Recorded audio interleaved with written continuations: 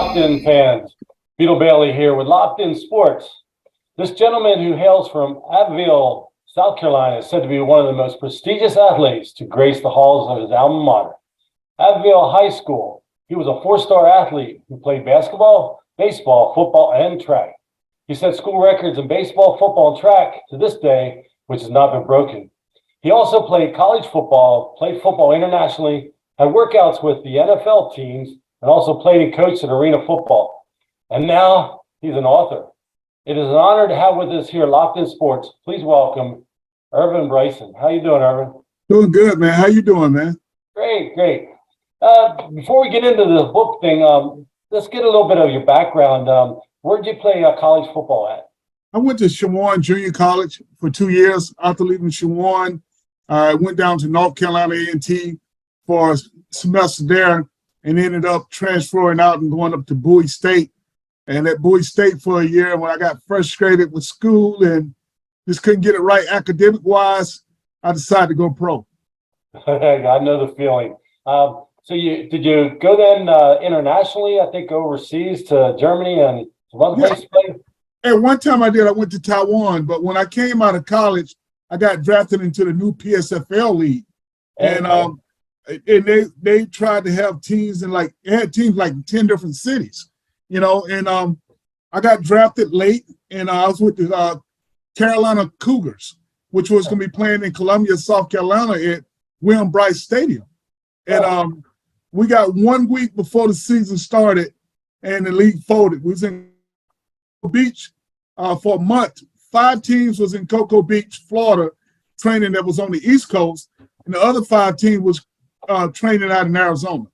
So it was interesting, very interesting. Sounds like you've been jumping around a little bit. And then somehow you transitioned from the big field there into arena ball, huh?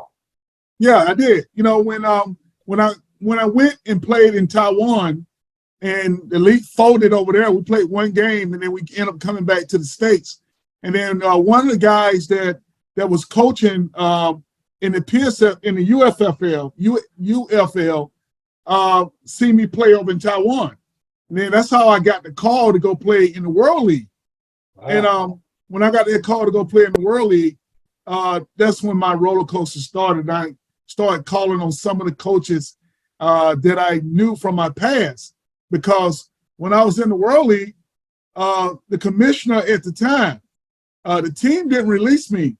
The commissioner of the NFL released me. And he released me because I was not allocated by an NFL team. And I was one of the top running backs at the time with the Frankfurt Barcelona Dragon, the team that I was playing with. And when they called me down and went into the office, man, it's like the old turf, man. When you're playing football and you're a rookie and you're just starting and you're trying to make a team, there's always going to be a turf guy at the end of the day. You never want that knock on your door. Right. So when they told me to come down to the office, it was a phone call I had to take. And then that's when the commissioner told me, regardless of how good I've been doing, because I was doing really well, and I had the potential to be the starting running back. And he told me, you wasn't allocated by an NFL team, so you can't stay on the team. And I got released. Wow, that's a shame. So then you jumped into the arena ball then? Yeah, after leaving the World League, when I got cut, highly disappointed, trying to figure out what I could do, and I called Coach Buff.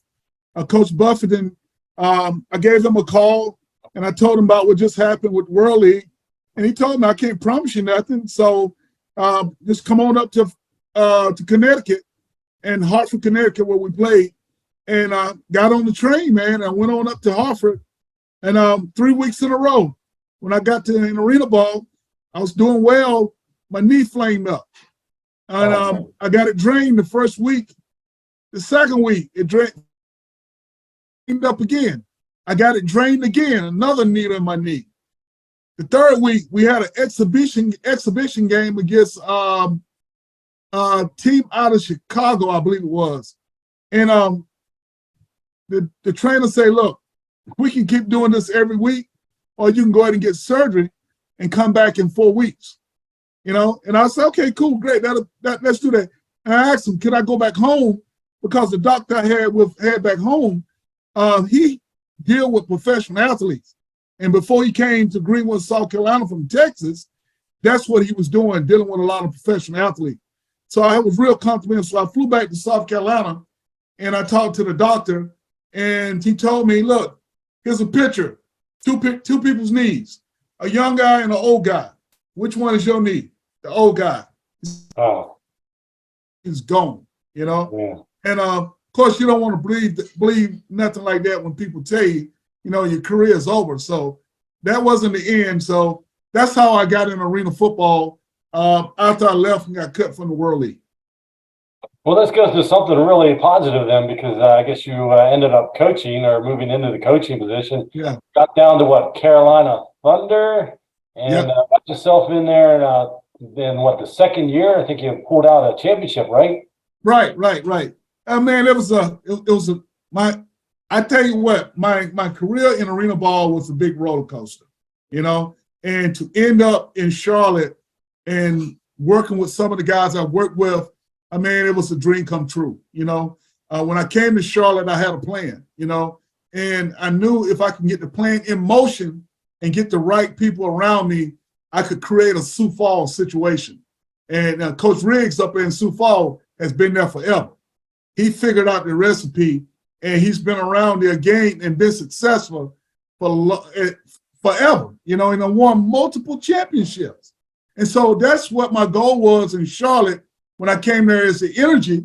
And then we ended up converting over to the Thunder. And when we converted over to the Thunder, I knew I was on my way then. But unfortunately, things didn't work out, and we're not coming back. And of course, all my plans, hard work, went out the window. Yeah, but still got some time, and I think maybe we get into this book thing here. Really was something that I guess really those times and things that happen are kind of what brought you, I guess, to doing this book. I wanted to read this little article or little write-up that somebody wrote about this book. It's your book is called what? On Broken Knee. Yes. And this person writes, upon hearing about this book, I did not think it would be of interest to me since it is a memoir of a former professional athlete. However, after reading it, I was pleasantly surprised at how much of the character's upbringing I identified with. On Broken Knees is a story of a man's perseverance, persistence in the face of adversity. Despite many obstacles and hurdles that would have stopped most of us in our tracks, Ervin Bryson stayed true to the pursuit of his dream. His love of his family was touching to read about and dispelled the myth of Black men and family in America. He is from a different geographic area than I. However, there are many instances, characters, and memories that were similar to my own upbringing and made me recollect fond and not so fond memories of growing up Black and poor in America. I would recommend this book to read if you want to be inspired, uplifted, or just entertained. This was Tara Moss. She works as a work-based learning coordinator for South Piedmont College or Community College. I thought that was just, for somebody just to write that, it was awesome. Right. Your book is On Broken Knees, and as you're showing there, it says faith, family, and football. Is that in any particular order that you have those three up there, or is just those are the three maybe cornerstones of what you wrote in the book? Those are the three cornerstones of the book. Faith, family, and football. Those are the things that's Ervin Bryson. Right. My faith, for one, is what I believe in. I believe in my Jesus Christ, man. He's my savior, you know. And football is something that saved me and brought me up out of the projects. You know, my family, which is my foundation. Everybody that knows me and knows me from coaching, everything I do is all about my family and for my family. And I work so hard to bring everybody together. And I always feel like at the end of the day, that the joy, the happiness that comes when we do family gatherings, that I have to be the center. I have to make sure I call all the right plays so that nobody chokes nobody, nobody gets to yelling and screaming, but just make sure everybody just have a great time. And so it's very important to me that my family is around me and in everything that I do, you know. Well, I hear you've got a pretty big family, though. How many is in your family? Yes, it's a 10 of us. It's 10 brothers. Let's say this right here. My mom has 10 kids. Right. And out of those 10 kids, great and grandkids, there are 74 great and grandkids by my mom. Yeah. So we have a huge family. Yeah. Let me tell you this. So in my family of 10, every year, Christmas, Thanksgiving, special days when we have to get together for a certain dinner, everybody comes over. We have everybody there. And me, myself, or my youngest brother, or my youngest sister, which is a little bit older than me, about a year or two older than me, one of us always had to wash the dishes on holidays. And because of that, I got so tired of washing all those dishes. You know, I would go out and I would rake somebody's yard, pick some pecans, and I'll sell some cans and be able to buy some paper plates. So when everybody get through eating, I just throw it in the trash can, and then all I got to do now is wash the pots and pans instead of washing all those dishes. So, you know, I kind of figured that thing out early. Yeah, family gives you some inspiration, just like football does, huh? Yes. That's what makes me the type of coach that I am. You know, it's all about family. Yeah, I'm thinking a little differently. You know, it's like having that big family being around there, they give you ideas and stuff like that. Right. The football aspect of it, coaching. I mean, I saw somewhere that said something about, you know, coaching. You should have a reputation. Not a reputation. I'm trying to say a relationship with your players outside of football makes it a lot better inside football. How's that work? Well, the thing is, it always go back to me as a little kid watching the older guys, you know, not being able to play and realizing, you know, some of the guys will argue with each other, fuss with each other, and it wasn't really working together. And me being the youngest kid, watching them, and I was thinking like, okay, what if this guy did this? What if this guy did that? Then they mess trying to come together, and then now they one big team, they one big family, and then they can make everything flow real well. We're successful at whatever we're doing. So when I began to start coaching and playing organized ball, it was so important to me to make sure that everybody was tight, everybody was family-like, everybody would be working on one accord. So if we're working on one accord, then that means that no matter what we do, we can be successful at what we're doing. And I believe in that, and I die by that because of the fact that every team that I've coached, all the guys were really, really tight, you know, and I make sure that they know, one, we always talk about family. Two, we always go to church together. And three, most important, the third thing, we always break bread together. You know, when you fella eat and you fellowship together, you form a special bond. And that's what I like to hear from my ball players. So guys that played for me in the past, man, they always tell me, say, Coach, more than the game, man, I miss that fellowship we used to do, you know? Yeah. But that was very important that we did that. Yeah, I think we found that out, I think, in the NFL this year a little bit with some of these guys retiring. You know, it's tough. It is you know, they talk about it's a family affair a lot of times, you know, and when you do that for so many years, man, it's tough to break that you know, it is tradition of stuff. So but this is the thing though, where people get misconstrued about a lot of athletes. They think that athletes just party, have all this fun, going out, doing things. Nah, man, the most fun we have is in the locker room, right? When we go to the meal table and eat together. And third, when we go back to the hotel room and we're sitting there telling all kind of lies, you know, and, you know, making up all these stories, telling a story better than somebody else, you know. And that's what's so much fun about the game of football and what it does for you in life, period, you know. And I love the game. That's why it was so hard for me to let it go.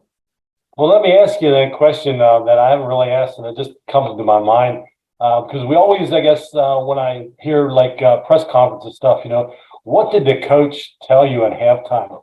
Are you very good at giving halftime speeches, or you know, after the games? You know, is there anything memorable that might have one game really sparked the players to get out there and do an awesome job or something? Oh boy. Hey, yeah. This the guys, my ball players early in my career, I would have to fire the ball players up at halftime, to get them going that second half.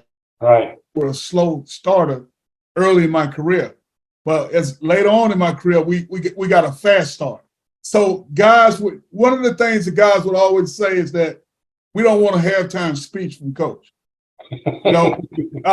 We want him to come in the locker room, saying, okay, we can do this better, we can do that better. They don't want no speech because do some adjusting, make some adjustments. They don't want that because that South Carolina tongue, well, I'll get to talking and they don't understand a word I say other than they know I'm pissed, right? Uh-oh. And so some of the ball players can imitate me real well trying to give a halftime speech when I'm really upset, when they know better. When we look at film and we study all week long, because, man, sometimes I'm in the bed 1, 2, or 3 o'clock in the morning, I'm getting a text from the quarterback. Coach, this play right here, I'm looking at film, and I'm like, okay, this is what I'm talking about, baby. My ball players, not me, are up 2 or 3 or 4 o'clock in the morning, studying, learning and understanding the game, and figuring out what that defense or that offense is doing. This is how we can stop it. And they'll send it over because they know if you can write it up and then explain it to me, we can go out there and do it. It's one thing to say, talk about it, but if you can draw it up, just like a coach would do, because now you only just have a player on the field, you got a coach on the field also. So, man, I love this game, man. This is a great, great game, man. Great game. So quickly then, when and where maybe people will be able to get the book and we can move on to something? Well, today I talked to the publisher and she said it will at least be possibly the first week or the second week in March. Okay. So we're waiting to get the word back from her.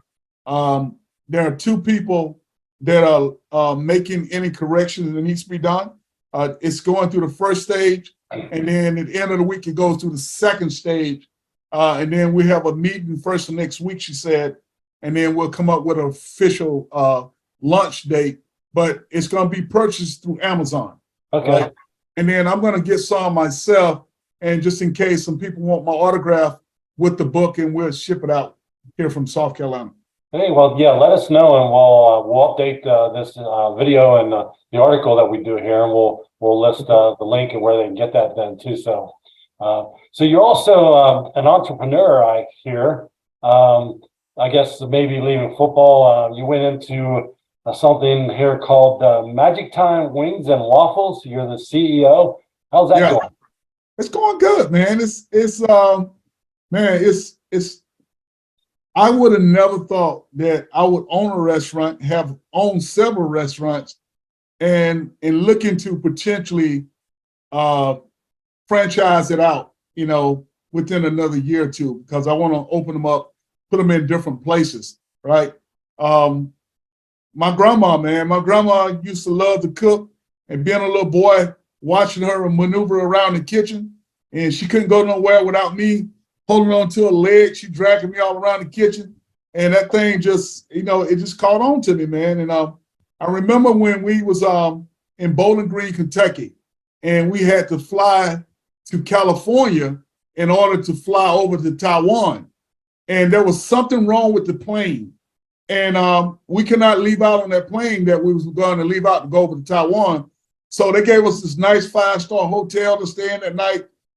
They gave us like 15 limousines for both teams, because there was about 100-something ball players they flew over for the exhibition game over there. And we went by Roscoe's Chicken and Waffles. And we tried the chicken. I told the guys, I said, man, I could cook some better chicken than this, And then when we got back to the States and I started coaching arena ball, when I was down in Daytona, it was this place called Wing Zone. It was Wing Zone. And this guy that played for the Jacksonville Jaguars. And me and him got a real good relationship. And I tried those wings there. Now, those wings there were pretty good. And I was like, wow, I still think I can do a better wing. Man, when I came back home to South Carolina back in 2009, I say now is the time to launch my wings. And I started doing it in my hometown. I'm telling you something. If you can do something and my hometown like it, you got something good. I mean, my hometown is very picky, you know, a great little town, small city. Oh, man. But them knowing me through sports got me an opportunity for them to at least come try the wings. And when they came and tried them, it was a home run, man. And I've been doing it ever since 2011.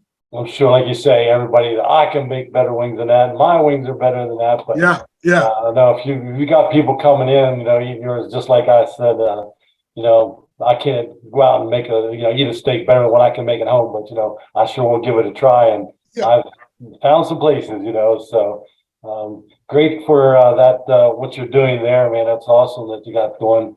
But I'm sure there might be some people down there in Charlotte that want to know, do you got anything in the future with football coming up at all?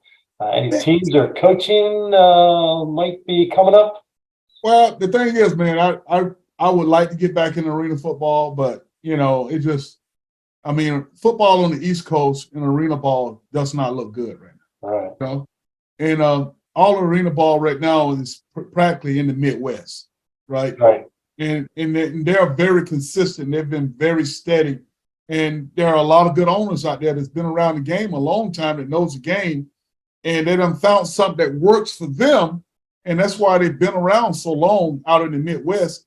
And the East Coast, man, it's just that it's hard to get, you know, 5 or 6 or 7, 8 good owners together and just stay committed to putting a good product in the city and making some real money, you know. In order to do that, man, it can't be a couple people. It has to be a team of people, man. You got to have a salesperson for sponsorship. You got to have a salesperson for your tickets, you know. And you got to have these different branches all working towards one common goal. And we don't have that. I mean, it can't be successful. Yeah. You know, that was my goal when I came to Charlotte, to try and jumpstart it, because they always say they give you 3 to 5 years to get the program up and running. The first 2 years with the energy, you know, I really felt like we got the football part of it established. That was easy. You know, football, you want me to coach? I'll coach all day and I'll do a really good job. When it comes down to the business side, you know, you got to get all the right peoples around and involved with that. And then when everybody's not on the same page, then, you know, things go left or go right, things go the wrong way, you know. And we always had a good football program since day one being in Charlotte, you know, but we just couldn't get the business sides together to bring the right peoples on board to allow us to be successful. Do you think the AAL is going to launch next year, 2024? The reboot, rebrand? Well, the thing is about the AAL is that it's still going to come down to, do you have quality arenas? I mean, you can have a league, but if you don't have an actual arena, I mean, the brand is going to be, you know, and you don't want a watered down brand playing in a soccer arena. Right. You don't have no fans in there. You have no lines on the field. You know, the ceiling is just so low, you can't actually keep the ball. So that is not, to me, you know, and I know a lot of people might get ticked off about me making this comment, but it's just fact, man. Arena football is supposed to be played in arena, you know? And if you're not in an arena, then you can't, how can you call yourself arena football league? You can't do that. Turns into. And I'm not saying that to bash nobody, right, but I'm talking about the reality. You got to think about when arena football first started. Oh, we went out. Well, you're on. Is that you or me? What? I can hear you. Karen, come here. Did you lose me? Oh, there we go. Okay. Yeah, you there? Yeah, I'm here. Okay. Yeah. So what I was saying, I'm not doing this to try to bash nobody, but you got to think about even if you go back to the NIFL, you know, with Carolyn Shivers. But you got to think about everybody played in an arena. You know, we played a home game, we had a away game. Now you don't have a home and away game. You know, you like, man, with us in Charlotte, man, we last season we had 6 out of 8 games were home games. You know, right? And man, that's crazy.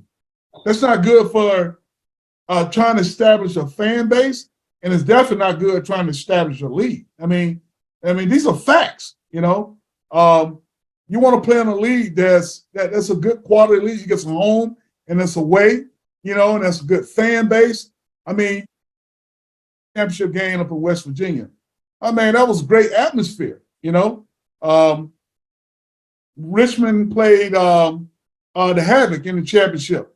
Great atmosphere. You know, those are the type of atmosphere games you want to have on a consistent base.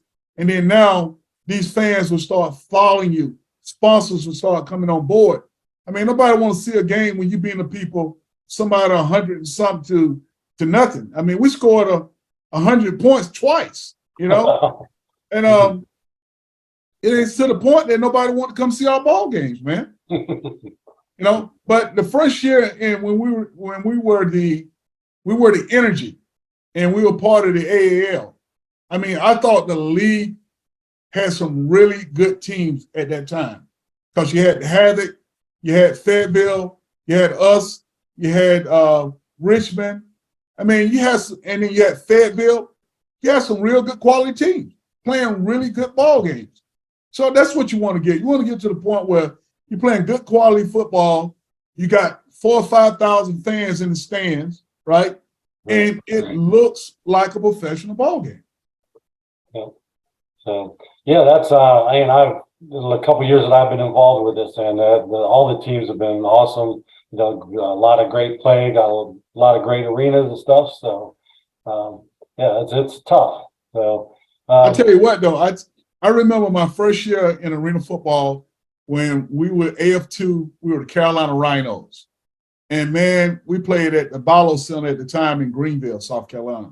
And we averaged about 10,000 fans a game. And I mean, it was like a big party. And I mean, the music was blasting. The fans were engaged. Tailgating before the ball games were crazy. I mean, people were everywhere because we would always bring the ball players up top and walk through the tailgate, you know, shaking hands, you know, and the atmosphere was unreal. And those are the days when arena football was really good, you know, and if they can get back to that point, you know, I think, you know, the pastime will be really good, you know, but right now, I mean, it doesn't look good. Well, I really hope good luck with your book. And like I say, let us know when that's kind of out. We'll blast it here on our LockedIN Magazine, and looking forward maybe sometime getting down there and check out your wings and waffles. Yes, sir. And if you ever get back into coaching, I know it's kind of tough when you've got those other things going on, you know, and maybe be an inspirational speaker or stuff like that. Right. We wish you all the luck. So okay. Appreciate Ervin sitting down and talk with us here for a little while. Anything you want to close out with? The fans let you know. Well, the thing is, man, I'm praying and hoping that everything works well with arena football. I mean, I love the game. The game has been a part of my life for a long time.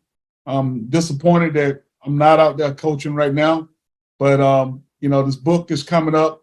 I'm praying that this book will be able to save a lot of young kids' lives and give them some hope, and to know if a little project boy like myself can overcome all adversity and land on his feet like I did, the same thing can happen to them. And to know that if you're having problems academic-wise, do not be ashamed to reach out to somebody behind the scenes if you can't talk to nobody, you know, up front, because that one person that you reach out to and share within confidence, let them know that you're struggling academic-wise, and that person might be able to help you come up with a plan, and that plan will help get you on the right track so that you don't get to the point where at the last minute you're trying to pass the SAT, you know, and you can't. because you can't comprehend, you don't understand. And there are people out there that's willing to help some of you young kids out. So don't be afraid to get the help. I was afraid. I missed out on a lot, but thank God, I was able to overcome a lot of adversity, and I feel like I'm on the right track. And I'm praying that somehow or another, I'll be able to get in front of a lot more kids, sharing my story so that I can help them to do better than what I did.